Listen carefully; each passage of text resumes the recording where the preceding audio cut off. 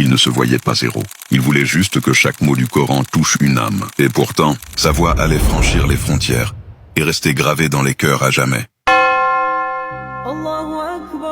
8 mars 2008, à Niamey, Côte d'Ivoire. Ibrahima Sow naît dans une maison modeste, ses yeux grands ouverts sur le monde. Très tôt, il se distingue par son attention et sa curiosité pour les mots sacrés. Les sourates captivent son esprit tandis que les jeux d'enfants, lui, paraissent secondaires. L'imam du quartier observe le garçon réciter les versets et murmure « Écoutez-le ».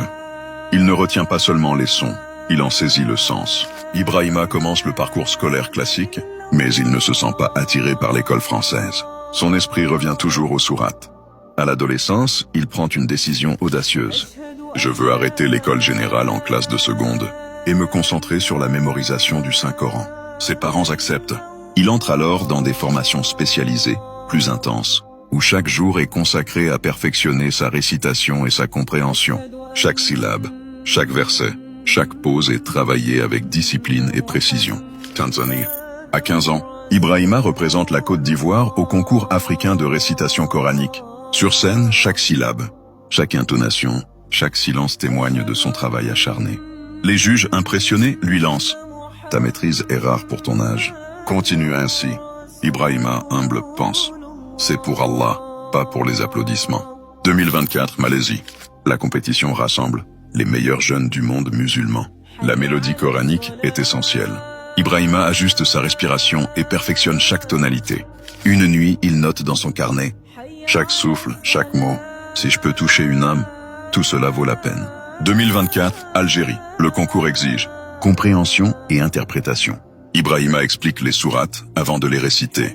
Les juges et le public sont fascinés par sa maturité et son humilité. 2024, Sénégal. Le public est réceptif et attentif. Chaque silence est ressenti collectivement. Les jeunes s'inspirent de sa concentration. Les anciens admirent sa piété. Ici, il ne cherche pas seulement à gagner, mais à transmettre l'expérience du Coran.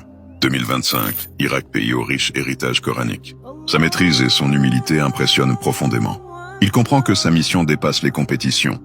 Il devient un messager de la beauté et de la sagesse du Coran. Lors d'une rencontre avec de jeunes admirateurs, on lui demande « Ibrahima, quel conseil peux-tu donner à la jeunesse ?» Il sourit doucement. La mort, ça peut arriver à tout le monde, pas seulement aux anciens, même aux plus jeunes. Chaque instant est précieux. Ne perdez pas votre temps à scroller sans fin sur les réseaux sociaux. Faites de bonnes choses, accomplissez des œuvres, apprenez, aidez les autres. Le temps est votre bien le plus précieux. Les jeunes présents restent marqués par la maturité et la profondeur de ce jeune homme de 17 ans. 11 juillet 2025, après son retour du pèlerinage à la Mecque, Ibrahima se plaint de fatigue. 15 juillet 2025, hospitalisé. Il s'éteint à l'hôpital général d'Anyama, laissant un vide immense dans la Côte d'Ivoire et la communauté musulmane. Ibrahima Sow n'était pas seulement un champion de récitation.